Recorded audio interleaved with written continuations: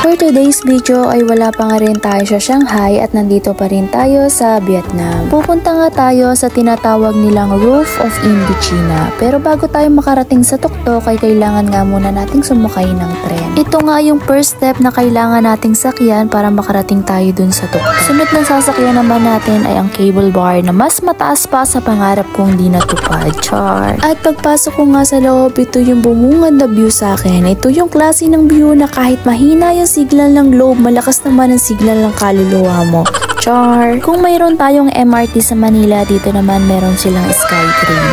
Pero walang traffic at walang sumisigaw ng baby paabot ng bayad. At ayan na nga, unti-unti na nga akong tumataas. Parang kung maghagis ako ng coin dito, by the time na bumagsak yung coin, inflation na yung halaga nun. Kung ganito nga lang kaganda lagi ang view sa biyahe, kahit traffic sa EDSA, titiisin ko. Sa sobrang ganda ng view, wala na nga akong ibang masabi kung hindi wow. Kung may bayad nga lang ang bawat pagsabi ng wow, baka ang bank account ko negative. Sa sobrang ganda ng tanawin, kahit low budget nga lang tong camera ko, nagmumukha ng cinematic. Pagkatapos nga nating sumakay sa tren, ang next step na natin ay cable car. Nakakapanibago sa bawat transfer, iba yung angle ng view. Parang Netflix series pero hindi pa tapos. Para naman makasakay tayo ng cable car ay kailangan mo nga lang maglakad ng 2 to 3 minutes para makapag-transfer. Alam mo yung feeling na pagod ka sa cardio? Ito shortcut, diretsong cable car, walang pawis at walang hinihingal. At ito na nga, nasa loob na tayo ng cable car. Papunta na tayo sa pinakamataas na bundok ng Vietnam.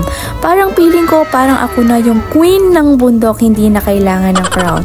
At ito na nga ang view. Alam nyo, ito yung moment na kahit hindi ka religious, mapapanalangin ka na lang na Lord, sana wag mo munang putulin yung cable car. Grabe, pagtingin ko nga sa baba, sobrang taas ka na. Parang ka-level lang yung mga pangarap ko. Kaso yung pangarap ko walang cable. Itong may cable, sure ball na may support. Kung meron ka nga lang inutangan at hindi mo mabayaran, magpunta ka dito sa cable car at sure ball na hindi ka masusundan ng inutangan mo. Grabe, sobrang ganda nga ng view dito sa loob ng cable car. Parang in-screenshot ni Lord tapos in-upload dito sa harap ko. Meron nga lang chocolate na Cloud9. Ito yung literal na Cloud9 pero hindi mo nga lang nakakain. Mga 20 minutes nga rin ako na nasa loob ng cable car. Since sobrang layo at sobrang taas nga rin, nagkaroon ako ng time para makilala ko din yung ibang mga Pilipino na nandito din sa loob ng cable car. Ang nakakatuwa nga dito sa Vietnam is kahit saan ka magpunta ay may maririnig ka na nagsasalita ng Tagalog. Nakakatuwa nga yung mga ulap dito sa Vietnam kasi